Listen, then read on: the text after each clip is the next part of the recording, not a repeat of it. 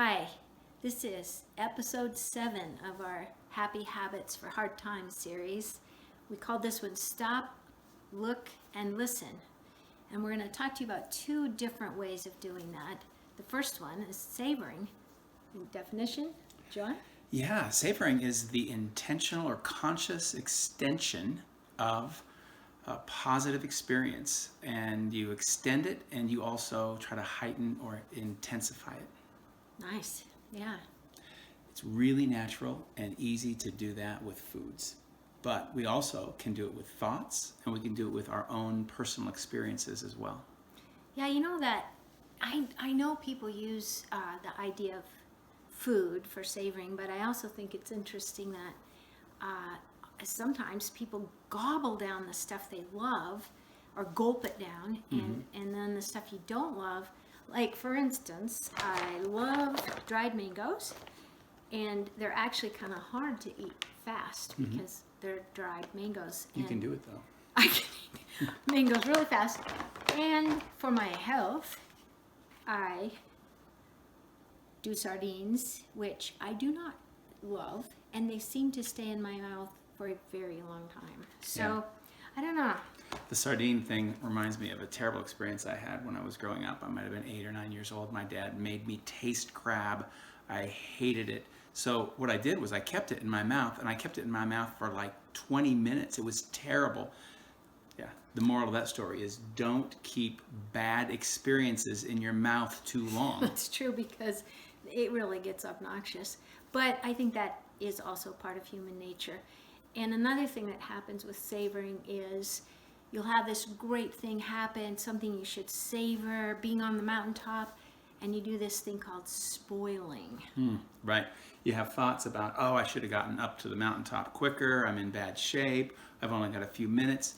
The point of savoring is it doesn't matter how long, even a few seconds on the mountaintop or an achievement, passing a test, whatever, to savor it and extend that experience and focus on it. Right. Now, I did a little spin on that with my students in the happiness class, because mutual reminiscence is another form of savoring, where you do that with someone and you savor together a common positive experience. Like a memory that something went really well, and remember it together. Yeah. Right, you went on a trip or something. And what's interesting about savoring in general and mutual reminiscing in particular is that it increases mood. That seems obvious. Right. But it also increases hope, and it increases motivation, especially if you're doing mutual reminiscence, because you're thinking, we should do this again. And it motivates you to replicate the positive experiences. Yeah. And it fits in quite well with the COVID-19 time we're enduring, because you can reminisce with friends or even just yourself, and then also make plans for what you're going to do that you can savor in not too long. So the other technique we wanted you to think about, it's a little bit like relaxation that we talked about earlier, but this one is meditation, which is a little different. Do you have a definition? Right. And in particular, it's mindfulness meditation. And mindfulness meditation is the effort to intentionally or consciously be mindfully accepting or non-judgmental of our own thoughts, but also of distracting experiences in the environment. And so mindfulness meditation is something that there's a substantial amount of research on this that suggests that it's really good.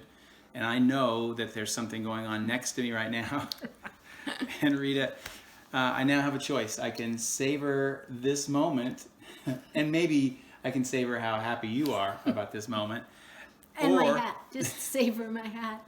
I could non-judgmentally or mindfully accept this part of my experience. Just be here now.